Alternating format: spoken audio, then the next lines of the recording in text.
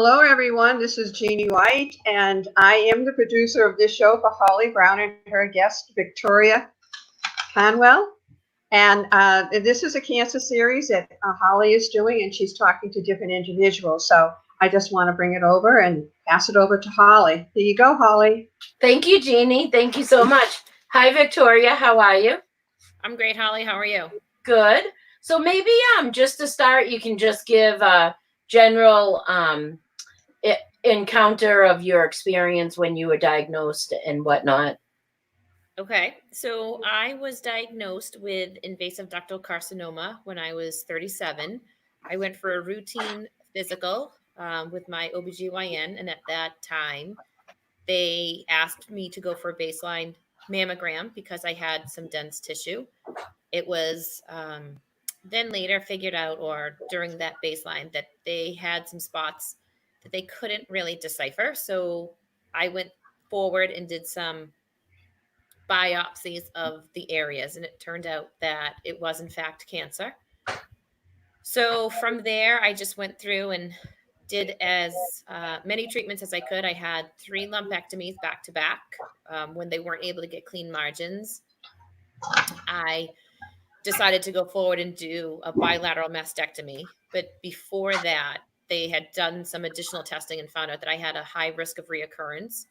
So I went through and I did only 4 rounds of chemotherapy in between August and October of 2013.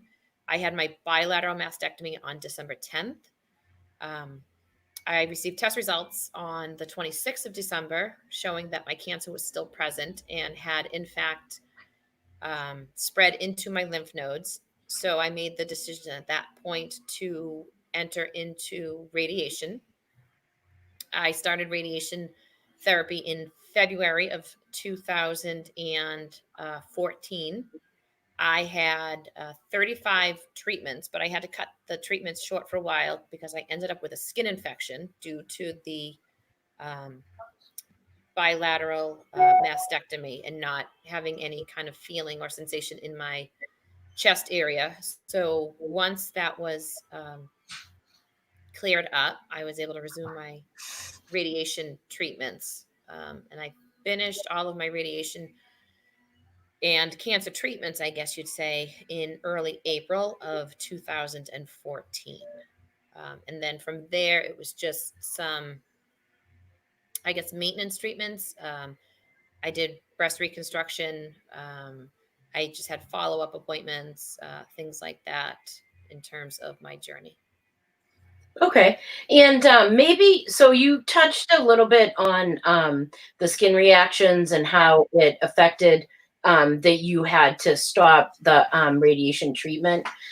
Was there any help offered in regards to the skin reactions, or how to, take care of them or make them heal, or anything to do preventive so that you could continue with the medication so that and to stop it from becoming worse? Not well. When I started in the radiation, I was told that there was a pretty good chance that I would end up with a radiation burn, which is what led to the cellulitis. But Okay. I didn't realize that I was getting a burn because I couldn't feel anything. So Okay. by the time that I had mentioned something to my radiation oncologist, it was a little too far gone. But I did have an exit wound from the radiation, which they gave me some weird gel to put on it. But all that really did is like putting aloe on a regular sunburn. It didn't really treat it, it more soothed it than anything else. Um, but I didn't really have anything in terms of a treatment that I could use for my skin while I Okay. was going through treatment. Okay. It actually wasn't until I met you at the cancer support group in Norwell that I realized that there were options for my Okay, skin. that was what I was going to ask you next.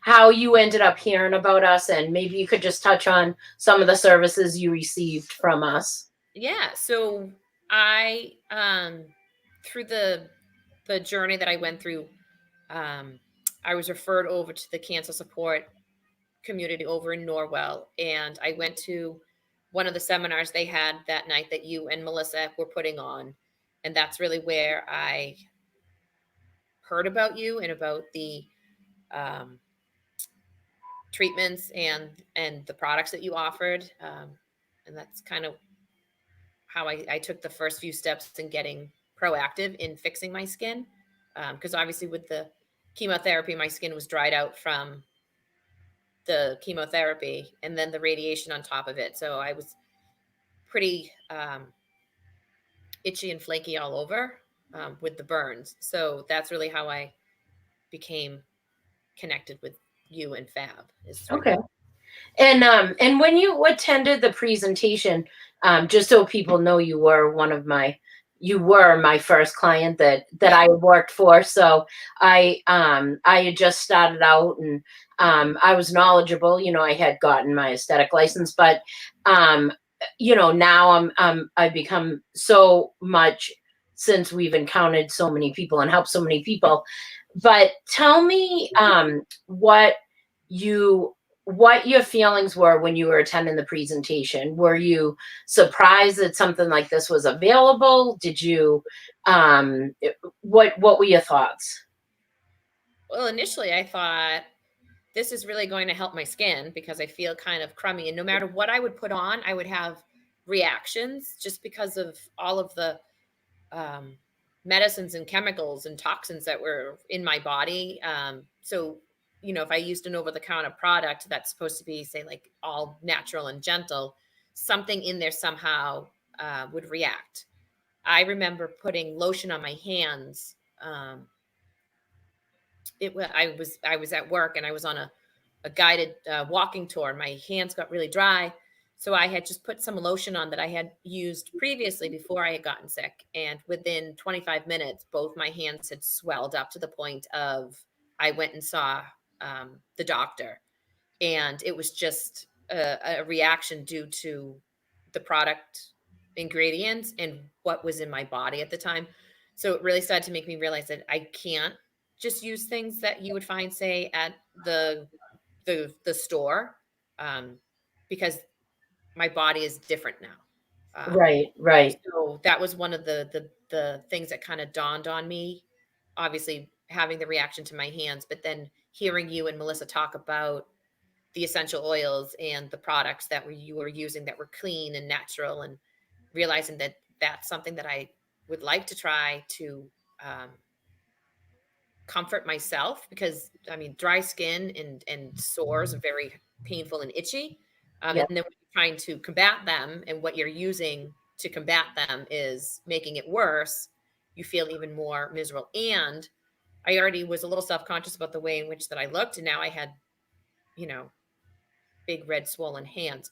So that was kind of one of the things that really light dawned, was that there's something out there that can help kind of minimize the effects of the medication that's trying to rid my body of the cancer. Yeah, so that's what we do a lot of education on. We try to tell people that, people might say, like, what's the difference in the products or whatnot, and how unregulated the skincare industry is. And it drives me crazy that people are recommending products for people who are undergoing treatment for cancer that contains ingredients that either causes cancer or, like you said, interferes with the treatment and causes a whole other more reactions on top of what the person is always already experiencing. So, that is something that unfortunately you were able to learn when you were going through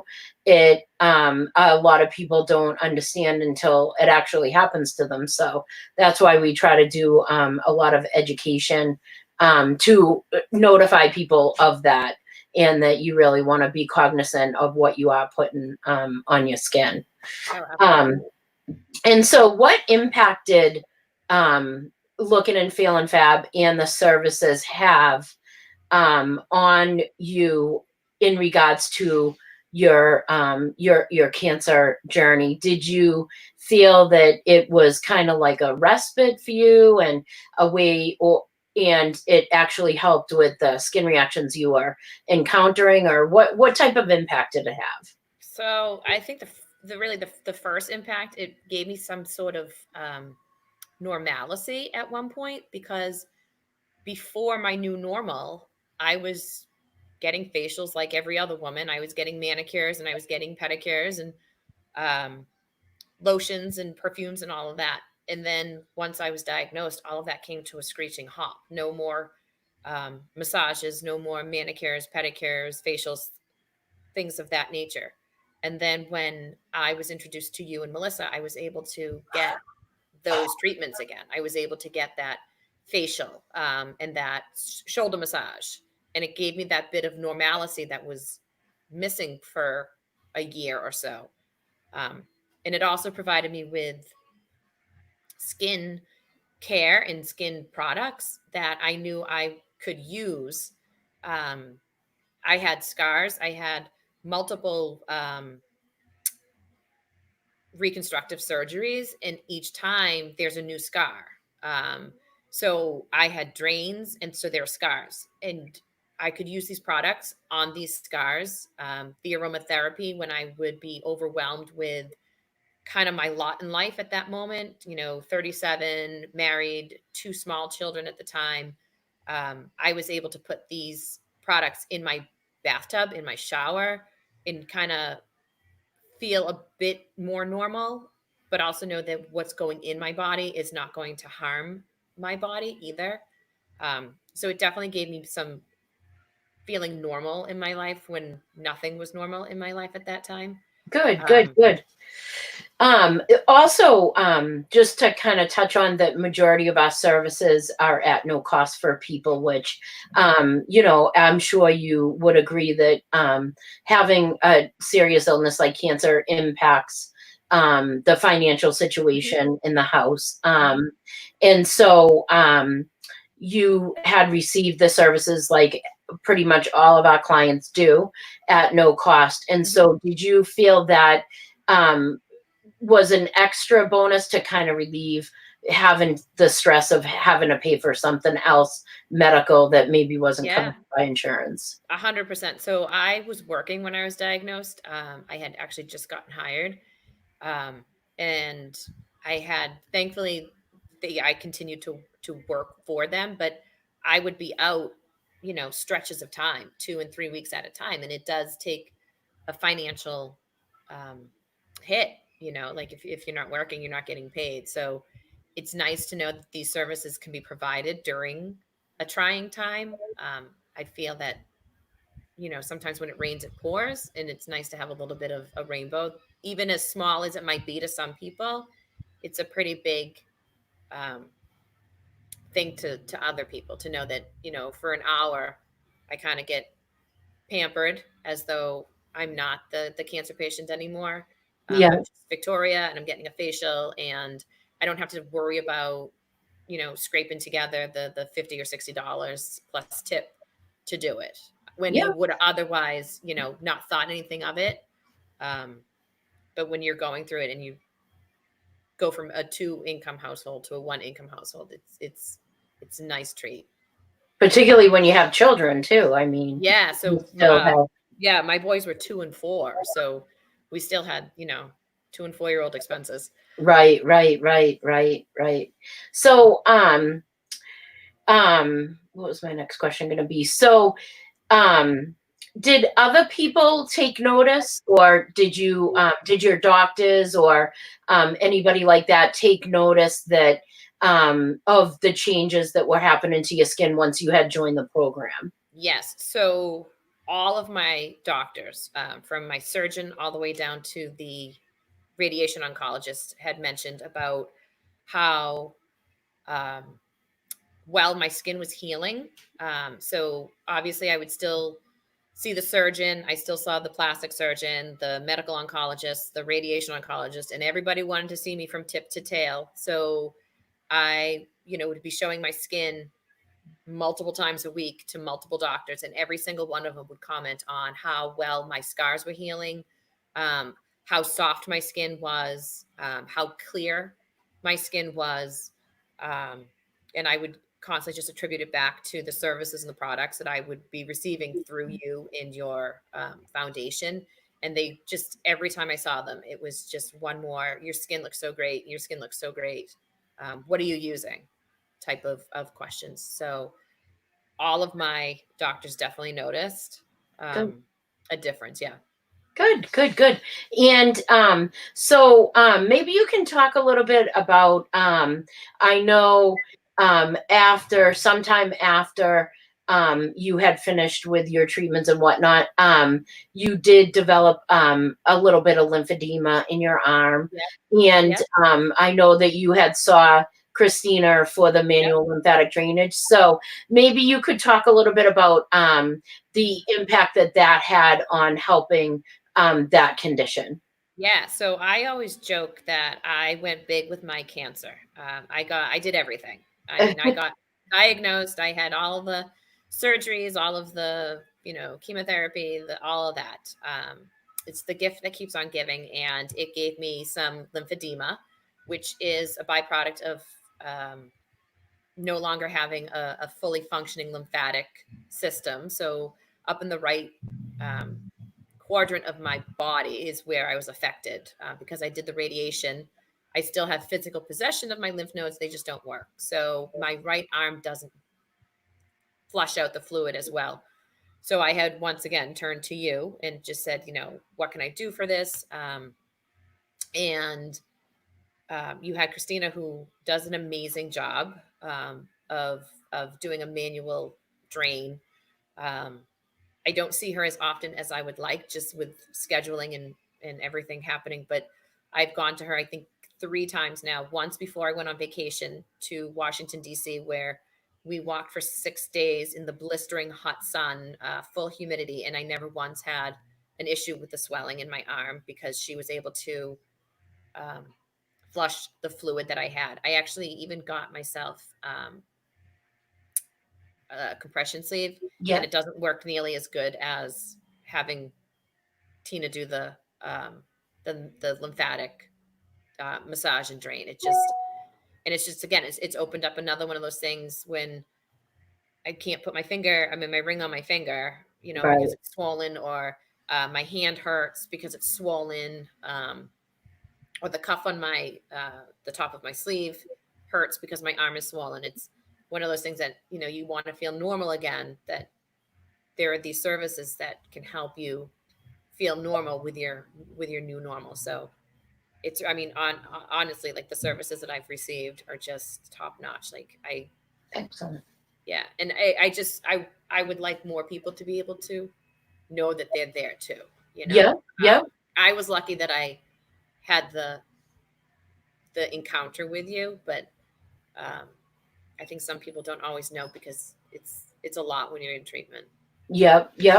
And so that kind of brings us to the next question I have. So what advice would you give to somebody who may be newly diagnosed, that called you up and said, Victoria, what do I need to take care of? What should I do to prepare? Would the taking care of the skin be one of the top issues for you, or what type of advice would you give to them? Yeah. So I think in hindsight, I'm blessed that I'm almost 7 years out. And I think in hindsight, the first thing I would tell somebody newly diagnosed would be to take a breath. It's overwhelming, but the guidance of your doctors is going to get you, where you need to be. And then to really think about what you're putting in your body has lasting effects for your skin. I think everybody knows it's the biggest organ in our body, or on our body. But it's also the most overlooked, I think, when we're in treatment. I think we're so focused on the finish line, that we worry, like, is my hair going to grow back? Are my fingernails going to grow back? Am I going to get the taste buds back? But all the while, like, your skin is flaking off. You get a cut and, like, you get this scar, or you have these scars, and how do you treat them? Because some people's cancer is more visible than others. Like, mine's mostly covered up with a shirt, but there are times when you're wearing something and scars will be seen. So I definitely would say, like, take a breath. Your doctors will get you to where you need to be, but you also need to think about your whole body and not just that one little bit of your body. So Right, cancer right, affected my breast, but it affected my whole body.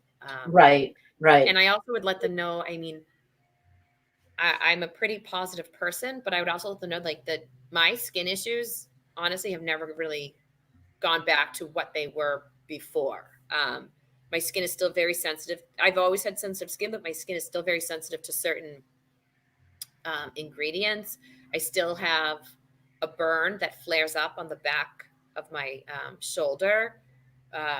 When it comes to like protecting my skin when I go outside, I can't just use any average run of the mill sunblock.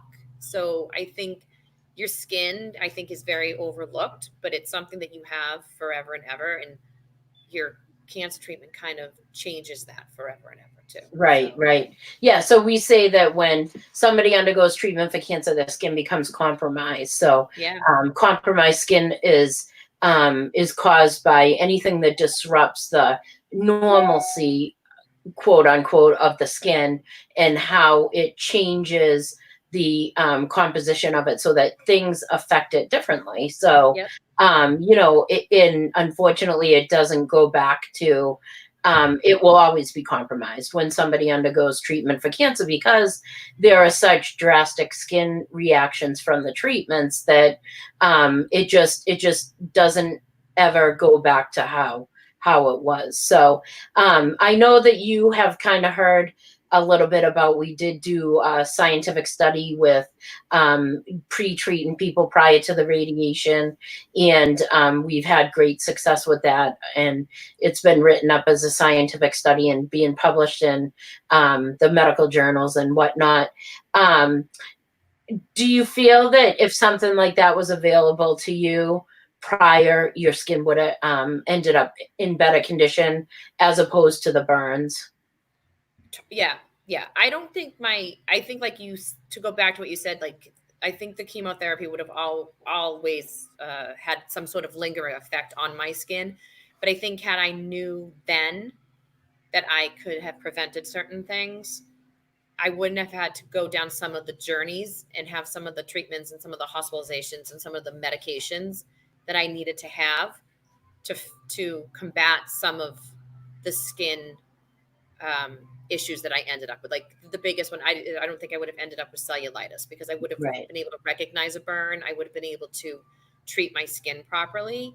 But it's just one of those, I didn't have the knowledge. right, right, And I right, don't blame anybody for it. The doctors were giving me what they've always used. And obviously, some doctors are more holistic than others. I mean, I even sought acupuncture for it. I mean, okay, and it did nothing.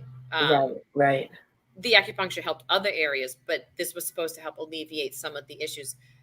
So you definitely have some doctors that are more holistic, but a lot of them also are, if A, then B, or if right, B, then C. So right. I don't blame anybody, but I do firmly believe that had I met you and Melissa before I started my radiation, I think my outcomes would have been a lot different. Okay, great, great.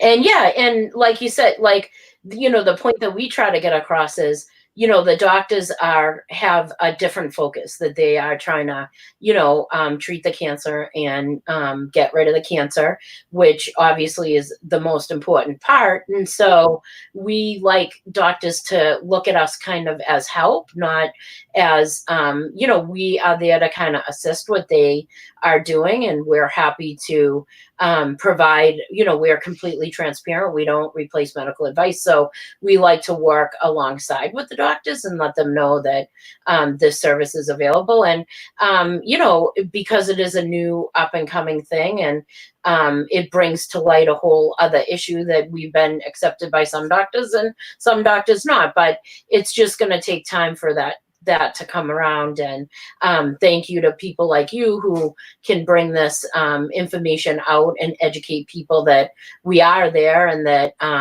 you know, this service is available, and that you had great success with it, and you know, we can help people. I think is also a great way to kind of get the word out. And so do you have any final thoughts to add at all? No, not other than thank you. I mean, Great. Great. Well, thank you so much. And also, Victoria has done some time on our board. We hope that after her crazy life with her growing up boys, when they get old enough, that she'll come back and help us to do the right thing through the charity. You cannot get rid of me that quickly. Okay, good.